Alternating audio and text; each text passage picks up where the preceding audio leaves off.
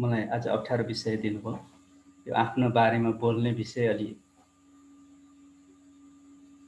अप्ठ्यारै लाग्दो रहेछ। यो आफूलाई चिनेकै छैन, कसरी आफ्नो बारेमा बोल्ने। अनि त्यही पनि मैले थोरै योग यात्रातिरै बढी कसरी योग यात्रामा जोडिए त्यो विषयलाई अलिकति जोड्ने छु। र बाल्यकाल सामान्य अरूले जसरी बिताउनुहुन्छ त्यसै गरी ग्रामीण क्षेत्रमा बित्यो। ग्रामीण क्षेत्रमा घाँस दाउरा गर्दा गर्दै घाँस दाउरा गरेर हरेक दिन घाँस काटेरै हामी, म र मेरो परिवारमा हुने जति मेरो दिदी भाइ थियौँ, हामी स्कुल जानुभन्दा पहिला केही काम गरेरै स्कुल जान्थ्यौँ। त्यसरी नै बित्यो। जब स्कुले अभियान, स्कुलको सत्र सिद्धिसकेपछि उच्च शिक्षाका क्रममा मात्रै सहर पुग्ने अवसर मिल्यो, नत्र स्कुल पढुन्जेल ग्रामीण क्षेत्रमै बित्यो। र त्यो बेलामा ग्रामीण क्षेत्रमा उच्च शिक्षाको व्यवस्था नभएका कारणले बाध्यताले मात्रै सहर पसियो सायद। र सहर पस्दै गइसकेपछि सहरमै अल्मलियो। धरान हुँदै मेरो यात्रा काठमाडौँसम्म आयो। काठमाडौँमा आइसकेपछि मेरो व्यवसाय भनौँ या मेरो पेसाका रूपमा म शिक्षण पेसामा प्रवेश गरेँ। शिक्षण पेसाबाट यात्रा प्रारम्भ भयो यता जीवनयापनको यात्रा। पहिला जीवनयापनको यात्रा अलिक फरक थियो। बुवा आमाहरूले जे हामीलाई जसरी पाल्नु भएको थियो त्यसरी पालिएको थियो। म आफै उभिनुपर्छ भन्ने कुरामा चाहिँ मेरो शिक्षण पेसाबाट सुरु भयो। हुन त अहिले पनि मलाई के लाग्छ भने मेरा बुवा आमाले नै पालिराख्नु भएको छ। अहिले पनि घरमा बुवाले गाई भैँसी पाल्नु भएको छ, खेती गर्नुहुन्छ, उहाँहरूबाटै पालिएको छु म। अहिले पनि कृषि पेसा नै हो।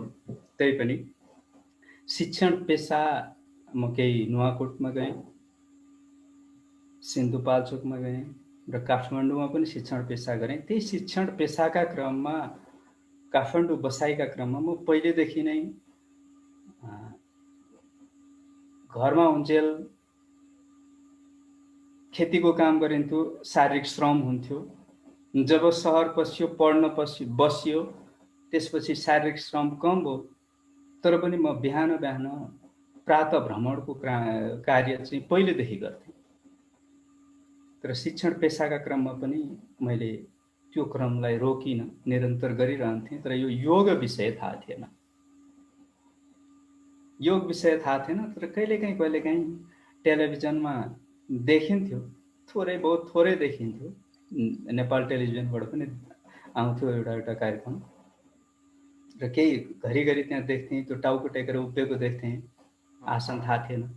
तर त्यो टाउको टेकेर उभिएको देखिसकेपछि मलाई पनि त्यो टाउको टेकेर उभिउँ लाग्थ्यो, तर प्रयत्न चाहिँ गर्दैन। र त्यो क्रममा एक समय एकजना मित्र भेटिनुभयो जसले शीर्षासन जान्नु हुँदो रहेछ, टाउको टेकेर उभिन जान्नु हुँदो रहेछ। त मैले रहर गरेँ। उहाँले एकै बसाइमा, एकै प्रशिक्षणमा मलाई शीर्षासन गर्न लायक बनाउनु भयो। मेरो पहिलो आसन शीर्षासन हो, मैले सिकेको पहिलो आसन। अरू नजानिकन के गरियो अलग भयो, तर मैले शीर्षासन भनेर जानेको चाहिँ शीर्षासन, आसन भनेर जानेको चाहिँ शीर्षासन। शीर्षासन सिकेँ, तर फेरि म कुनै प्रशिक्षकका माझमा गएर योग सिकेको थिएन। मर्निङ वाक निरन्तर थियो। अनि यसो श्वासकोलाई रोक्ने सुनेको थियो। प्राणायाम भनेको श्वास रोक्ने भन्ने पनि सुनेको थियो, र श्वास आफै जे पाए त्यही तरिकाले रोक्ने क्रम पनि कहिलेकाहीँ गरिन्थेँ। श्वासलाई रोक्ने, कतिसम्म बल गर्ने, त्यो अभ्यास पनि गर्थेँ। र फेरि मेरो बसाइ पशुपति क्षेत्रमा भएपछि, मेरो पशुपति एरियामा हुने क्रममा म घुम्न निस्किन्थेँ। घुम्ने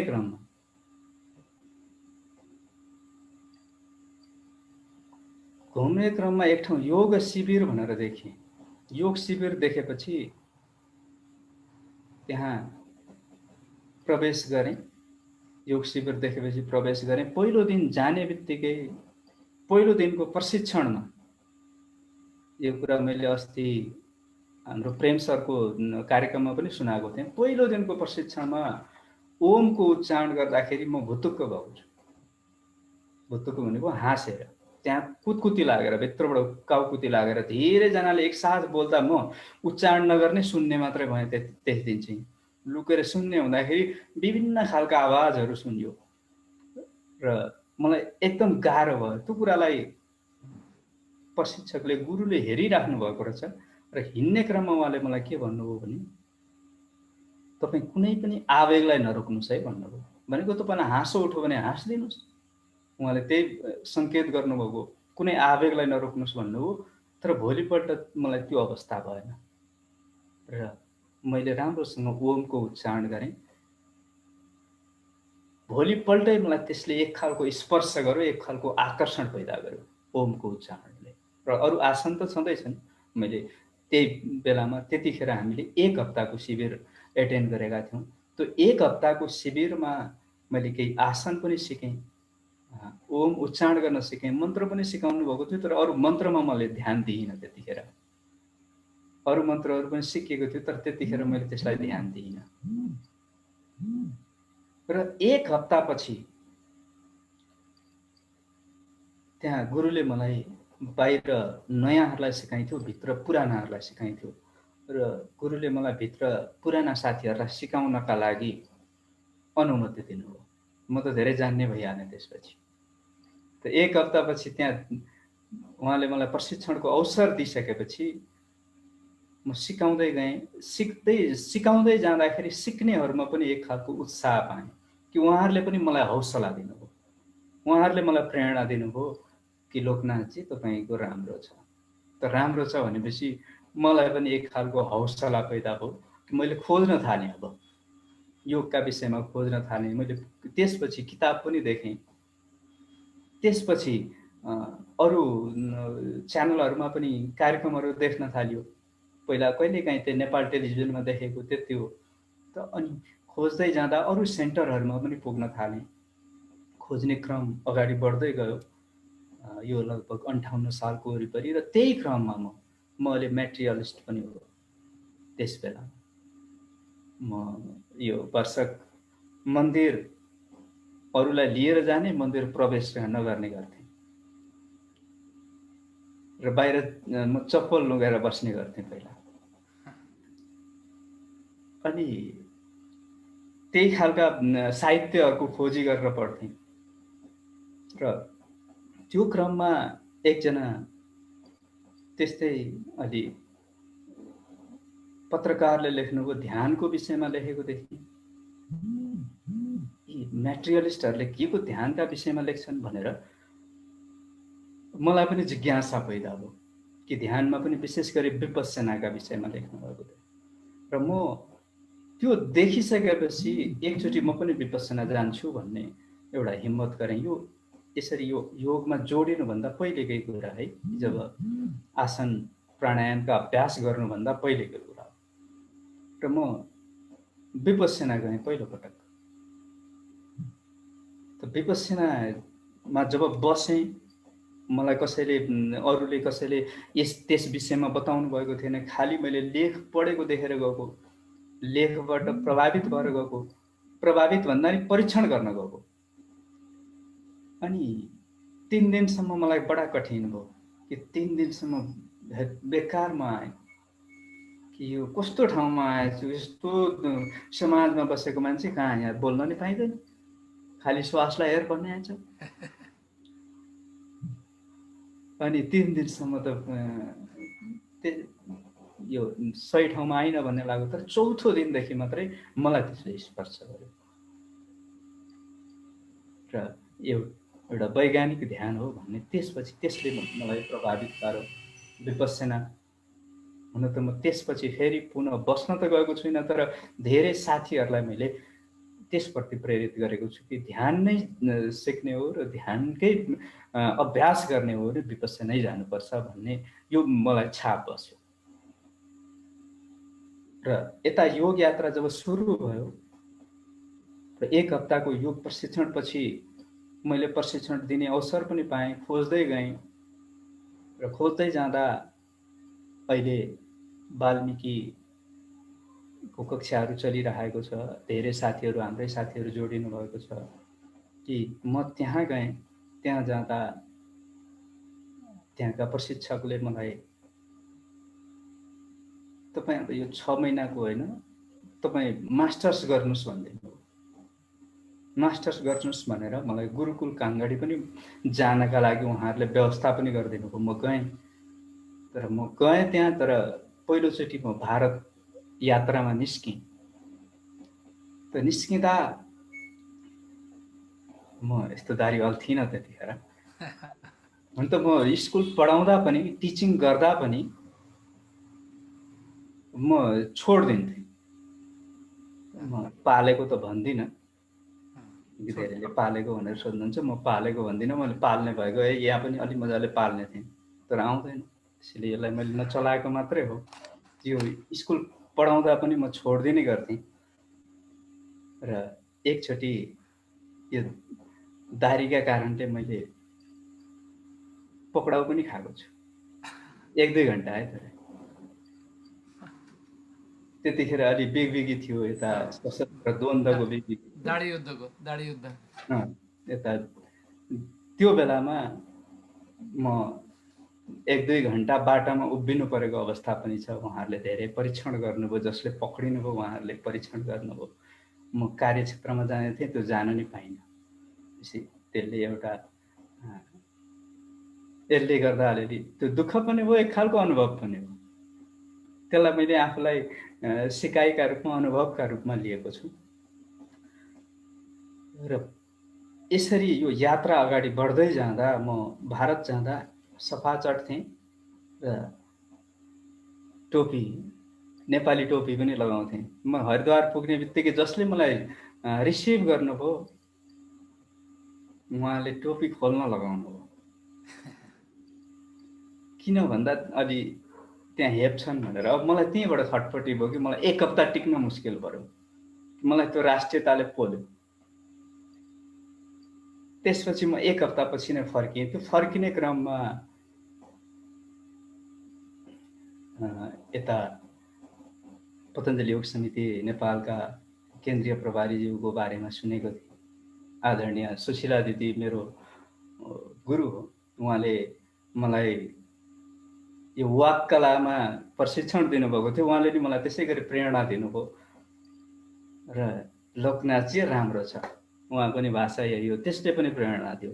त्यो हौसला दिँदो रहेछ ती शब्दहरूले। तर मलाई के लाग्यो त्यसपछि कि हामीले पनि हरेकलाई हौसला दिन सक्यौँ भने ऊ भित्र भएको जुन कला हो निस्किन्छ। जसरी लवराजजीले अहिले सबलाई तपाईँहरू प्रविधि चलाउन जान्नुहुन्छ भनेर हौसला दिनुभयो नि, होइन? र सुशीला दिदी मेरो गुरु हो, म उहाँलाई बहुत मान्छु। उहाँले मेरो भाइ पनि योग सिकाउने मान्छे हो भनेर, म योगमा छु भन्ने उहाँलाई थाहा थियो, त्यसैले योग सिकाउने मान्छे हो भनेर मलाई एड्रेस दिनुभएको थियो। म त्यहाँ गएको थिएँ त्यतिखेर।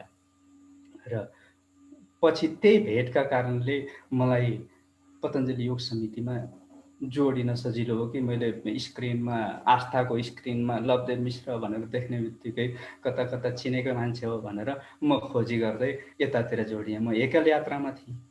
मलाई के लाग्यो भने म त्यता एकल यात्रा कसरी हो भन्दा, जब भारतबाट म आइसकेपछि म पोखराको एउटा प्राकृतिक चिकित्सालयमा, त्यो निजी चिकित्सालयमा एउटा यो खाना के खाने भन्ने विषयमा र योग सिकाउने विषयमा म त्यहाँ जागिरे भएँ भनौँ न। त्यहाँ त्यो सेवा पाएँ। त्यो क्रममा म त्यहाँ लगभग 1 वर्षको हाराहारी बसेँ। त त्यसपछि फेरि मलाई यात्रा गर्न मन लाग्यो। तर म म्याग्दीको तातो पानी भन्ने ठाउँसम्म पुग्छु भनेर निस्केँ। त निस्किने क्रममा घोरे पानी भन्ने ठाउँ सुन्नुभएको होला। त्यो एरिया यो अन्नपूर्ण रेन्जमा पर्छ। त्यो घोरे पानीमा पुग्दाखेरि मसँग एकजना व्यक्ति हुनुहुन्थ्यो जडीबुटी बेच्ने। ती मान्छेले त्यहाँका व्यक्तिहरूलाई उहाँ योग सिकाउने मान्छे हो भनेर बताइदिनु भयो। त्यतिखेर त म अलिअलि आसन जान्दथेँ। अनि योग सिकाउने मान्छे हो भनेर बताइदिइसकेपछि ल हामीलाई पनि सिकाउनु पर्यो भन्नुभयो। हामी कुनै योग सिकाउने योजनाले गएका थिएनौँ, तर त्यो अवसर मिल्यो र मैले 3 दिन त्यहाँ स्थानीयहरूलाई योग सिकाइसकेपछि 3 दिनपछि म बिदा भएँ। बिदा हुने क्रममा उहाँहरूले आर्थिक सहयोग पनि गर्नुभयो। अब म त बलियो भएँ त्यसपछि कि म तातो पानी पुग्छु भनेको अब म मुक्तिनाथसम्म पुग्ने योजनामा गएँ। तर एउटा सङ्कल्प फेरि सुरु गरेँ त्यहाँबाट। त्यसले के प्रेरणा दियो भने मान्छेमा लाई आवश्यकता त रहेछ नि भन्ने कुराको महसुस भयो। र मैले के त्यहाँबाट प्रेरणा लिएँ भन्दा म जहाँ पुग्छु योगका बारेमा बोल्छु। म जहाँ पुग्छु यो चाहिँ घटना कहिलेको हो भन्दा ६३ सालको घटना हो। जब जनआन्दोलन सकियो त्यसपछि निस्केको हो म। अनि जहाँ पुग्छु योगका विषयमा बोल्छु भन्ने भयो। र म घोरे पानीबाट निस्किसकेपछि जाने कहाँ म एक्लै थिएँ। फेरि त्यसपछि मलाई त्यो जोडीबुटीको साथीले पनि छोडिदिनु भयो, उहाँ फर्किनु भयो, म एक्लै भएँ। र अर्को गाउँ सोधेँ त्यहाँबाट। सोद्धाखेरि त्यो अर्को गाउँ लगभग बेलुकातिर पुग्ने, स्कुल टाइममा म पुगेँ त्यहाँ। तर त्यो घोरे पानीबाट सिख भन्ने ठाउँसम्म पुग्दाखेरि मलाई एउटा जन्तुले साथ दियो। एउटा कुकुर मेरो पछि पछि लाग्यो। जब म त्यो स्कुलमा प्रवेश गरेँ त्यो कुकुर कता लाग्यो थाहा भएन, किनकि म स्कुलभित्र छिरिसकेपछि। अनि त्यहाँ स्कुलमा गएर मैले सरहरूसँग कुरा गरेँ कि म योग सिकाउन सक्छु भन्ने खालको कुरा गरेँ। यहाँ आमा समूहहरू कहाँ हुन सक्छन्, मैले पहिलो के सोच बनाएँ भने आमा समूह या स्वास्थ्यकर्मी यस्तालाई समाउने हो भन्ने मैले त्यो सुने। त्यहाँ स्कुलमा गएर कुरा गरिसकेपछि स्कुलका सरहरूले, केही तराईका सरहरू पनि हुनुहुन्थ्यो, उहाँहरूले हाम्रा विद्यार्थीहरूलाई पनि गराउने भन्नुभयो। त्यो विद्यार्थीलाई नै गराउने भन्दाखेरि अब म झस्केँ, किनकि बच्चालाई त गराएकै छैन, विद्यार्थीलाई अहिलेसम्म गराएकै छैन। ठुलालाई बोल्न बसौँ भन्नु आसन देखायो हुन्थ्यो, विद्यार्थीलाई के सिकाउने थाहा थिएन। तर मैले एक दुईवटा किताब चाहिँ बोकेको थिएँ र म रातभरि नसुतिकन त्यो किताब पल्टाउँदै एउटा प्याकेज बनाएँ बच्चाहरूका लागि। आफैले रातभरिमा प्याकेज बनाएँ, लगेर भोलिपल्ट त्यो प्रस्तुत गर्दाखेरि एक खालको कहिलेकाहीँ आफैले गरेको कामको सन्तुष्टि पनि हुन्छ, असन्तुष्टि पनि हुन्छ। तर मलाई त्यस दिनको कामले सन्तुष्टि दियो, बच्चाहरू पनि खुसी भए र समाजमा पनि कार्यक्रम चल्यो। त्यहाँ पनि 3 दिन गई र बच्चाहरूमा पनि उत्साह भयो। र हिँड्ने बेलामा समाजका मान्छेको त छँदैछ सहयोग, र बच्चाहरूले पनि 5 रुपियाँ 10 रुपियाँ गर्दै उठाएछन्। र हिँड्ने बेलामा मलाई उनीहरूले त्यो प्रेम स्वरूप दिए। र मैले त्यतिखेर म एक दिन आउँछु फेरि पनि तपाईँहरूकोतिर भनेको थिएँ, तर त्यसपछि जाने अवसर मिलेन, किनकि त्यसपछि त्यो यात्राबाट आइसकेपछि म यो संस्थामा जोडिएँ। संस्थामा जोडिएपछि संस्थाले नै संस्थाकै काममा अल्झिँदै त्यो तरिकाले आफ्नो तरिकाले हिँड्न अवसर मिलेन। र त्यो अभियान त्यसै गरी म अरू गाउँहरूमा पनि प्रत्येक गाउँमा प्रवेश गर्दै गएँ।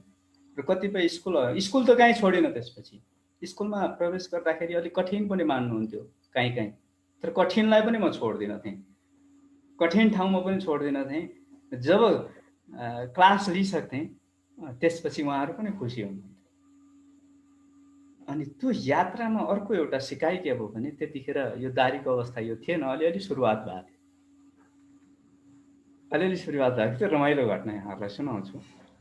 अलिअलि सुरुवात भएको थियो। अनि त्यहाँ यात्रामा हिँड्दै गर्दा त्यहाँका मान्छेहरूले के ठान्ने भने यो तराईतिरको मान्छे हो, के सामान बेच्न आएको मान्छे हो भनेर ठान्नुहुन्थ्यो। अनि भैया भनेर बोलाउनुहुन्थ्यो। अनि त्यो सोचमा त्यता पनि त्यो अवस्था थियो। अनि त्यो बोलाउने, अनि मेरो ब्याग फेरि ट्रेकिङ ब्याग त थिएन, नर्मल यस्तो हातमा झुन्डाउने खालको ब्याग थियो, त्यो पनि यहाँ काँधमा भेट्थेँ। अनि ब्यागमा के छ भनेर सोध्नुहुन्थ्यो। म भन्थेँ कपडा छ। अनि बेच्ने भन्नुहुन्थ्यो, म चाहिँ के लाउने भनेर भन्थेँ। उहाँहरूले के ठान्नु हो भने त्यहाँ प्राय केही न केही बिक्री गर्न जाने भनेर मलाई पनि त्यो ठान्नुहुन्थ्यो। अनि जहाँ पुग्थेँ पहिलो भेटमा त्यो खालको व्यवहार हुन्थ्यो। जय हो। त्यो खालको व्यवहार हुन्थ्यो। अनि अलिअलि गफ गर्दै गयो, अलिकति फेरि निकटता हुन्थ्यो। अनि जब म कक्षा दिइसक्थेँ त्यसपछि उहाँको बोल्ने शैलीमै फरक पर्थ्यो। अनि मलाई के लाग्यो त्यतिखेर भने नि लुक्स इज नथिङ। त्यसैले मैले यो सङ्कल्प त्यतिखेर के लिएँ भने म यसलाई चलाउँदिनँ। किन यसले पनि त केही सिकाएको छ नि, मान्छेले केही त पक्का सिक्यो होला नि, यो दारीले पनि केही सिक्यो होला नि। किनकि पहिलो भेटमा उनीहरूले मलाई गर्ने व्यवहार फरक छ, मलाई हेपेर प्रस्तुत हुन्थे र फेरि हामी बिच व्यवहार बढ्दै गइसकेपछि उनीहरूले गर्ने व्यवहारमा फरक हुन्थ्यो र मैले यसबाट पनि त यही रूपैले पनि त केही सिकाइराखेको छु नि भन्ने मलाई त्यतिखेर लाग्यो।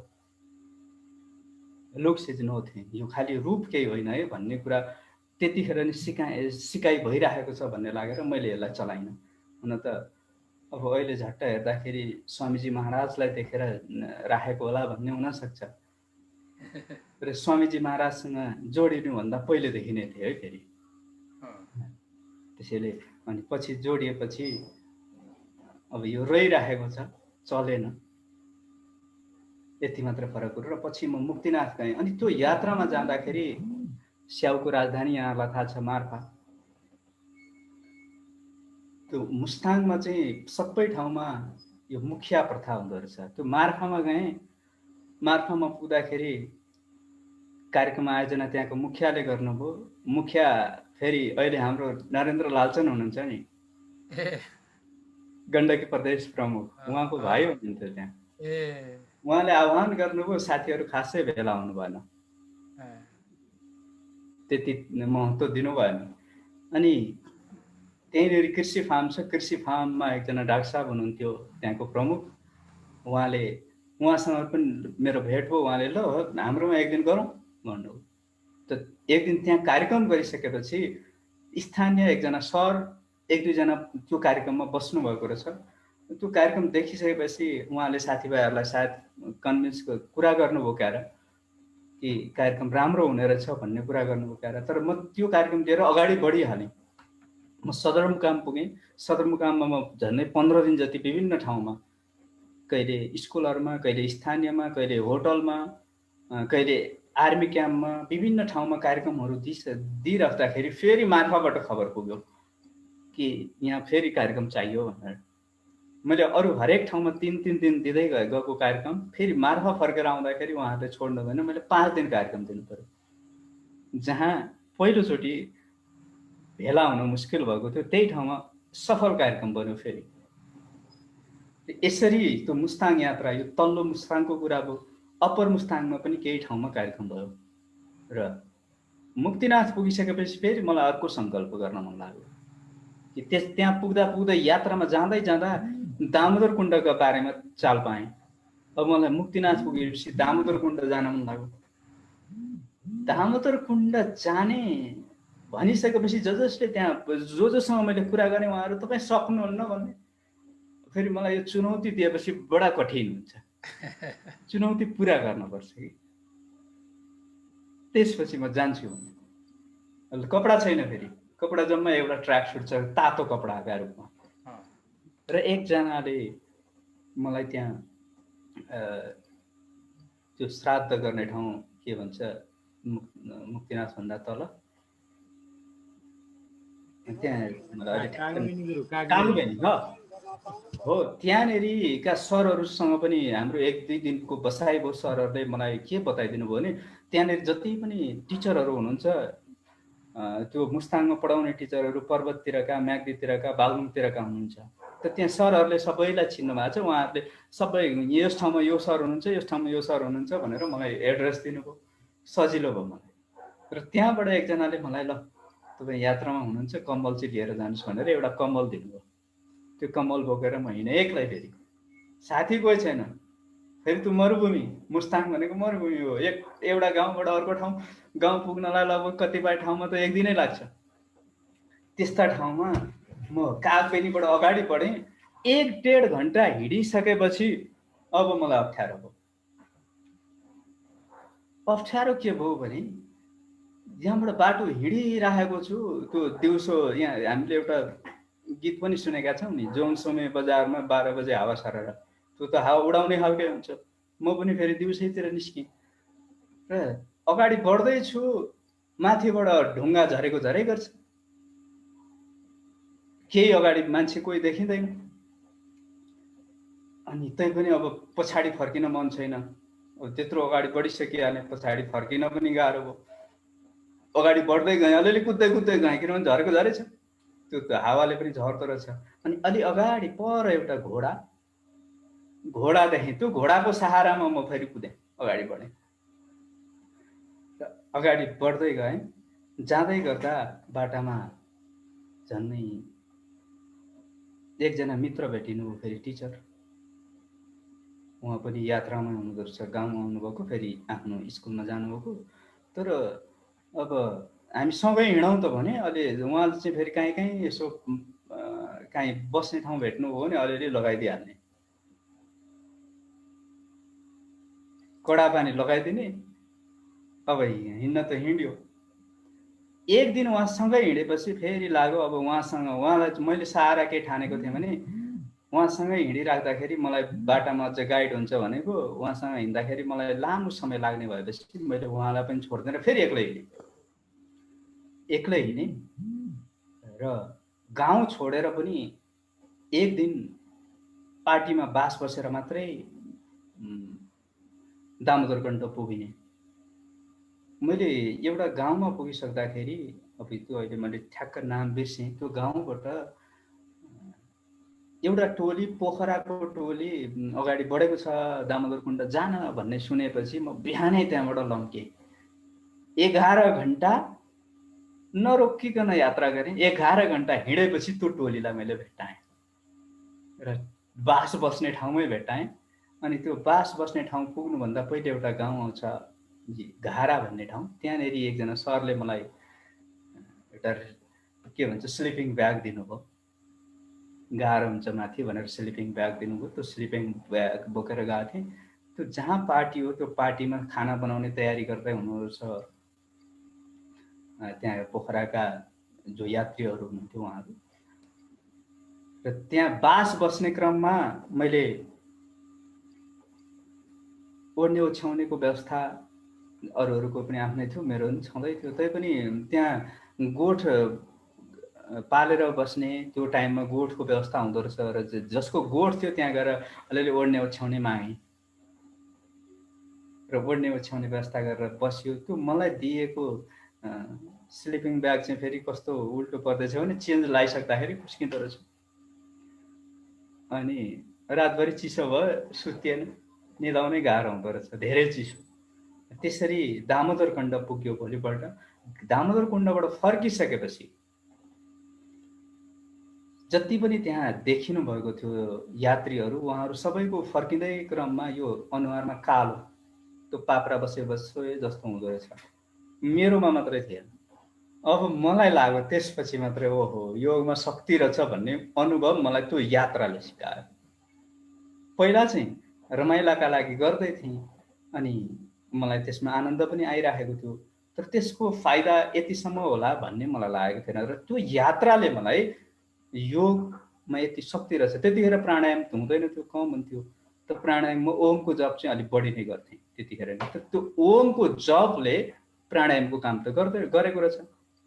र त्यसपछि फर्केपछि म मुस्ताङको अर्को वार्ड सिटी भन्छ त्यतातिर गएँ। अनि माथि चाइना छोसेरसम्म पनि गएँ र यसरी एक्लै फेरि फर्किँदै आएँ। पुनः मुक्तिनाथ आइसकेपछि मैले यो अन्नपूर्ण रेन्जको फोरङ पास गर्ने विचार गरेँ। तर फोरङ पास फेरि यो जति पनि टुरिस्टहरू जान्छन् यता मनाङ हुँदै मुस्ताङतिर जाँदा रहेछन्, त्यहाँका स्थानीयहरू थोरै मात्रै केही काम पर्यो भने मुस्ताङबाट त्यता जाने क्रम हुँदो रहेछ। मैले मुक्तिनाथबाट त्यो बाटो जाने भन्दाखेरि पनि फेरि अर्को चुनौती आयो कि त्यो जानै सक्दैनस् भन्छन्। मलाई फेरि त्यहाँ पनि त्यो सक्दैनस् भन्ने कुराले फेरि टच गर्यो। म जान्छु भनेर त्यहाँ पनि सङ्कल्प गरेर अगाडि बढेँ र थोरङ पास पनि एक्लै पास गरेँ। त्यतिखेर यात्रीहरू हिँड्ने भर्खर सुरुवात हुन लागेको थियो। त्यो यात्रा गर्दा मैले जम्मा जम्मी 1-2 जनालाई मात्रै भेटाएँ त्यो बाटोमा। अनि माथि पुगिसकेर अगाडि बढ्दा थोरङ पास गरिसकेपछि अलि तल झरिसकेपछि होटलहरू त हुने, तर होटल त्यतिखेर नचल्ने हुनाले कोही पनि नबस्दा रहेछ, बस्ने व्यवस्थै भएन। रात परिसक्यो, बस्ने ठाउँ छैन। अनि एक ठाउँ एउटा गोठ भेटाएँ। गोठमा गएर बास मागेँ। बास माग्दाखेरि अलिअलि कठिन माने त्यहाँका जो गोठमा बस्नु भएको थियो उहाँहरूले। अनि त्यहाँ त्योभन्दा पहिले कसैले आएर फटाइ गरेको रहेछ, पछि मलाई थाहा भयो। अनि उहाँले सोध्नुभयो कि ब्यागमा के छ भनेर सोध्नु। त्यतिखेर चाहिँ मैले कपडा छ भनिनँ। त्यतिखेर मैले भने किताब छ भने। किताब छ अनि कपडा छ भने। त्यो सायद किताब शब्दले अलिकति उहाँहरूलाई स्पर्श गर्यो कारण त्यसपछि उहाँहरूले भन्नुभयो लु बस त बस भन्नुभयो। अनि त्यसरी त्यो बास बसेँ त्यहाँ। आफैले ढिँडो पकाएँ। उहाँहरूले खाइसक्नु भएको थियो। मैले त्यो यात्रामा ढिँडो खाने पनि बानी परिसकेको थियो। र अर्को मैले त्यो यात्रामा गरेको एउटा सङ्कल्प के हो भने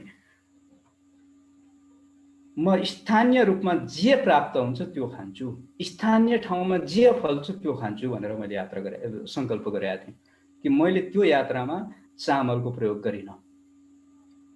मैले त्यहाँ के फल्छ भन्दाखेरि जौ फल्छ भन्ने कुरा भयो। मैले जौको प्रयोग गरेँ, जौको ढेँडो खाएँ। त्यहाँ के फल्छ भन्दा अर्को खुवा या हुवा त्यस्तै के एउटा शब्द छ, त्यो गहुँ जस्तै हुन्छ, त्यसको प्रयोग, त्यो खाने। जहाँ जहाँ पुगेँ जहाँ त्यहाँ जे फल्छ हो त्यो चिज मात्रै खाएँ त्यो यात्रामा। मैले त्यो किन गरेको भन्दा हामी सबै प्राय हाम्रो जमिनमा जे उब्जनी हुन्छ त्यसलाई बजारमा लान्छौँ र टाढा भएको चिजलाई लिएर आउँछौँ। र मैले त्यहाँ के भन्थेँ भने यो हाम्रोतिर फलेको चामल खाँदिनँ है, म यो हाम्रो गाउँमा हाम्रो मधेसमा फल्ने चिज म खाँदिनँ। यहाँ जे चिज फल्छ त्यही, किनभने त्यो त मैले जन्मेदेखि खाएको चिजहरू हो। त्यसैले यहाँ जे छ त्यो खान्छु। किनकि उहाँहरूमा पनि यो प्रेरणा होस् कि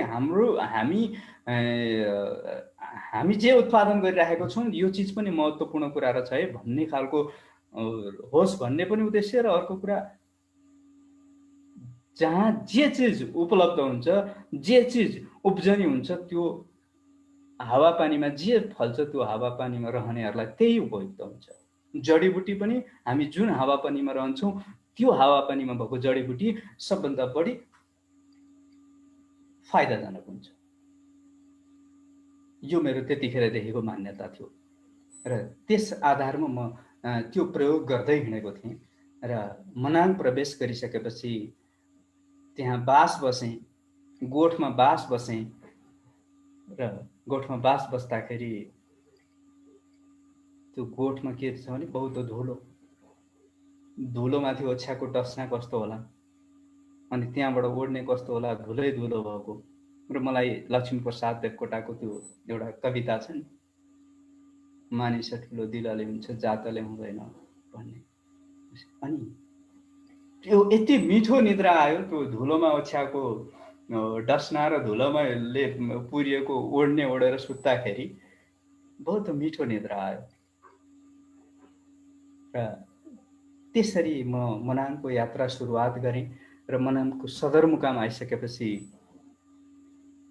फेरि कार्यक्रम त्यहाँ सुरु भयो। एकजना पत्रकार हुनुहुन्थ्यो, अहिले बित्नु भएको छ, पछि यहीँ पतञ्जलीमा पनि जोडिनु भएको थियो र टिचिङ पनि गर्नुहुन्थ्यो। उहाँ बितिसक्नुभयो र उहाँले संयोजन गरेर मनाङमा पनि मैले केही दिन कार्यक्रम दिएँ सदरमुकाममा।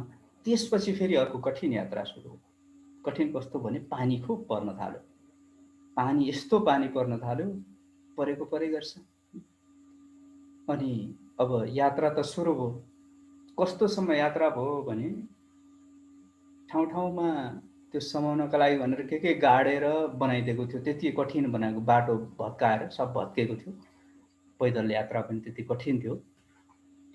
अनि मलाई त्यो तार जस्तो बनाएकोलाई भरोसा लाग्दैन थियो र म झारलाई समातेर हिँड्थेँ। झारप्रति बरु अलि बढी भरोसा जस्तो लाग्यो त्यो तार भन्दा पनि। र त्यसरी समाउँदै हिँड्नुपर्ने स्थिति। एक ठाउँ के भयो भने हामी गाउँतिर त्यो परालको माचमा चढ्नका लागि बाँसको भाटाले एउटा सिँढी बनाएको हुन्छ। त्यस्तै खालको त्यो बाँसको भाटामा बनाएको सिँढी जस्तोलाई पुल बनाइएको रहेछ तर्नका लागि। बाँसको भर्याङ भन्छन् गुरुजी। हो, भर्याङ। त्यो भर्याङलाई चाहिँ पुल बनाइएको रहेछ। हेर्नुहोस्, पुल तर्न पर्ने अब भयो। ब्याग पनि छ, तर ब्याग एकजना त्यहाँका स्थानीयले समाइदिएर त्यो कटाइदिनु भयो। अब म सिङ्गल तर्न पनि कठिन चाहिँ कठिन भयो। तर पनि अब तर्नु नै पर्ने बाध्यता थियो। यदि त्यहाँबाट अलिकति मात्रै चिप्लियो भने त्यो एउटा नदीबाट झरेर सर्लक्क फेरि मर्स्याङदीमा जाने त्यो स्थितिको यात्रा गर्दै अनि साँगो भयो साँगो। हजुर, त्यसलाई साँगो भन्छ। साँगो त्यो साँगो पनि कस्तो भने त्यो समाउने केही छैन। हेर्नुहोस्, झोलुङ्गेलाई समाउने हुन्छ, साँगो भने केही नसकिने तर्नु ढुङ्गा मात्रै हुन्छ। समाउने केही छैन। त्यो हो त्यो सिँढीमा टेकेर हिँड्नुपर्ने। अनि त्यो त बहुत कठिन। अनि म त्यसरी यात्रा गर्दा चाहिँ फेरि कस्तो भने कसैलाई खबरै नगर्ने घरतिर। अनि फर्किसकेपछि मात्रै म यो यात्रा गरेर आएँ भनेर खबर दिन्थेँ। किनकि अब यात्रा गर्दाखेरि यात्रामा के कठिनाइहरू आउन सक्छन्। अनि त्यो कठिनाइका विषयमा परिवारलाई घरमा खबर दिन थाल्यो भने त फेरि पीडा हुन सक्छ, गाह्रो हुन सक्छ। म यात्राभरि त्यो खबर गर्दिनँ थिएँ। मेरो त्यो यात्रा 3 महिना चल्यो। त्यो 3 महिनासम्म म बेखबर यात्रामा रहेँ। अनि म यस्तै कहिलेकाहीँ गरिराख्ने हुनाले घरमा पनि त्यति चिन्ता के हुँदैन भने यसको बानी यस्तै हो भन्ने हुन्छ। अनि त्यसरी त्यो 3 महिनाको त्यो यात्राले जति म त्योभन्दा अगाडि पढेको थिएँ, जति कुरा मैले प्रशिक्षण लिएको थिएँ, त्योभन्दा बढी मलाई त्यो 3 महिनाले सिकायो। त्यो 3 महिनाको यात्रामा मैले कतिपय ठाउँमा असहज वातावरणलाई पनि झेल्नु पर्यो कि कहीँ सायद योगका लागि भनेर भेला हुनुभयो। त त्यो भेला हुने भन्ने चाहिँ प्राय कतिपय ठाउँमा के हुँदो रहेछ भन्दा कुनै एनजिओहरूले केही ट्रेनिङ दिने अनि पैसा दिने हुँदो रहेछ। उल्टो पैसा दिने हुँदो रहेछ कतिपय ठाउँमा। अब त्यो खालको लागि पनि कोही भेला हुने भएको हुँदाखेरि रिसाउने पनि हुँदो रहेछ। अब उहाँहरूसँग पनि डिल गर्ने क्षमतामा बढाउनु पर्यो कि कोही मसँग रिसले प्रकट हुनुभएको छ भने पनि उहाँहरूसँग कसरी डिल गर्ने अनि फरक जीवनशैली जिराख्नु भएकाहरूसँग भाषिक रूपमा पनि फरक खालका व्यक्तित्वहरूसँग कसरी डिल गर्ने भन्ने कुराको पनि सिकाइ भयो त्यो यात्राले। र त्यसपछि मलाई कन्फिडेन्स अझ बढ्यो कि योगमा केही शक्ति छ। अनि त्यो जहाँ जहाँ म पुगेँ, अब अर्को एउटा महत्त्वपूर्ण कुरा के भने जहाँ जहाँ म पुग्थेँ कि त्यहाँका मान्छेहरूले के भन्ने भने उहाँहरूले योग भनेर जसले सुन्नु भएको थियो उहाँहरूले नाम पनि सुन्नुभएको हुन्छ कि त योगी विकासानन्द या स्वामीजी महाराज। अनि उहाँहरू सोध्नुहुन्थ्यो तपाईँ रामदेवको कि विकासानन्दको भनेर सोध्नुहुन्थ्यो। मलाई एक खालको अहङ्कार हुन्थ्यो कि म भन्ने थिएँ म कसैको होइन होला, उहाँहरू प्रोफेसर हुनुहोला, म पनि प्राइमरी टिचर सरह हुन सक्छु कि मेरो आफ्नै अभियान हो भन्ने एक खालको अहङ्कार हुन्थ्यो। म त्यही तरिकाले प्रस्तुत पनि हुन्थेँ। तर त्यो यात्रा गरिसकेपछि मलाई एउटा झड्का लाग्यो कि जहाँ जहाँ जाँदा पनि जसले सुन्नु भएको छ उहाँहरूले त कोही मार्फत त सुन्नुभएको रहेछ नि त। मलाई एक खालको स्वामीजी महाराजको सहयोग पाएँ भन्ने जस्तो लाग्यो। र मलाई त्यसपछि के लाग्यो भने सङ्गम शरणम गच्छामि, सङ्घकै शरणमा जानुपर्छ। त्यो खालको भाव त भयो, तर सङ्घमा जोडिने वातावरण थिएन त्यतिखेर कि कहाँ जोडिने थाहा थिएन। एकल यात्रै थियो त्यो पनि। र जब पहिलोपटक टेलिभिजनमा स्क्रिनमा आयो, मलाई कसैले खबर गर्नुभयो, किनकि मसँग त्यो टेलिभिजन सहज पनि थिएन, कसैले खबर गर्नुभयो र त्यहाँ जोडिएँ। मैले आदरणीय लब्धि गुरुलाई सम्पर्क गरेँ पर्सनली, उहाँ ठ्याक्क काठमाडौँ आउनु भएको रहेछ। अनि त्यसपछि सबै अरू साथीहरूसँग जोडिएर यो ट्रेनिङ लिएँ। ट्रेनिङ लिइसकेपछि यहीँ निरन्तर आफ्नै तरिकाले ट्रेनिङ लिइसकेपछि पनि म निरन्तर लागिरहेँ। पछि अरू जिम्मेवारीहरू थपिँदै जानुभयो। जिम्मेवारी थपिँदै गइसकेपछि फेरि आफ्नै तरिकाले कुद्ने अभियान चाहिँ फेरि कम हुँदो रहेछ। जति म जिम्मेवारी विहीन हुँदाखेरि ठाउँ ठाउँ पुग्थेँ। म अञ्चल प्रभारी हुनुभन्दा पहिले जुन अञ्चलको म प्रभारी बने त्योभन्दा पहिले म सबै जिल्ला छिटो छिटो पुग्थेँ। तर जब त्यसको जिम्मेवारी आयो फेरि कम भयो र कम हुँदै जाँदो रहेछ जिम्मेवारीले पनि। र अर्को कुरा, व्यक्तिगत स्वतन्त्रता, व्यक्तिगत रूपमा म यो गर्छु भन्ने कुरा पनि अलि सहज नहुँदो रहेछ। र संस्थागत रूपमै अगाडि बढ्नुपर्ने, र संस्थागत रूपमा अगाडि बढ्नलाई फेरि अर्को कुरा हामीलाई साथ पनि हुन्छ कि हामी अहिले जे छौँ, अहिले जुन अवस्थामा छौँ, यो स्वामीजीको नामको हावामा उडेका छौँ। अहिले हामीलाई कहिलेकाहीँ, मलाई पनि हुन सक्ला, हामी सबैलाई हुन सक्ला कि मैले यत्रो गरेँ भन्दा पनि हामी स्वामीजीको हावाले नै माथि उडेका रहेछौँ। मलाई चाहिँ त्यस्तो लाग्न थालेको छ आजकल। यदि स्वामीजीको हावाबाट हामी छुट्ने बित्तिकै हो भने, जसरी हावाले त्यो पात हुन्छ नि, सुकेको पातलाई उडाउँदाखेरि माथि पुग्छ नि, अनि यदि त्यो हावा नहुने भने कहाँ जान्छ? तल भुइँमै जाने हो।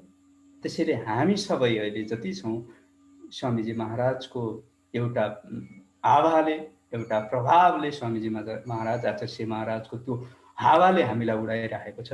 हामी उडिरहेका छौँ, हामी माथि पुगिरहेका छौँ। त्यसैले हामी कसैमा पनि, ममा पनि त्यो खालको अहङ्कार नआओस्, मलाई चाहिँ यो लाग्छ। र यो स्थितिसम्म अहिलेसम्म हामी पुग्नुमा गुरुहरूको जुन आशीर्वाद, गुरुहरूको जुन प्रेरणा, र म व्यक्तिगत रूपमा भन्दा म कुनै पनि संस्थामा प्रवेश गरेँ भने 1 वर्षभन्दा बढी टिक्दिनँ थिएँ। निरन्तर टिकेको संस्था यही हो। म अरू संस्थामा पनि जोडिएँ, सामाजिक संस्थाहरूमा पनि जोडिएँ, ट्रेनिङहरू पनि लिएँ, तर यहाँ टिकेको किनकि स्वामीजीको विचार, जुन विचार समाजका लागि, राष्ट्रका लागि भन्ने जुन विचार छ, त्यो विचारले बाँधिरहेको छ, त्यो विचारले हामीलाई खिचिरहेको छ, व्यक्तिगत रूपमा मलाई खिचिरहेको छ। र कहिलेकाहीँ उहाँहरूका कार्यक्रम नहेर्दै पनि केही न केही सन्देश आए जस्तो फिल कहिलेकाहीँ भइरहन्छ। र एक दुईवटा कार्यक्रम हेरिसकेपछि फेरि ऊर्जा आउँछ र केही न केही गरौँ भन्ने ऊर्जा पनि आइरहन्छ कि हामी सबैलाई त्यो ऊर्जा हुन्छ नै होला।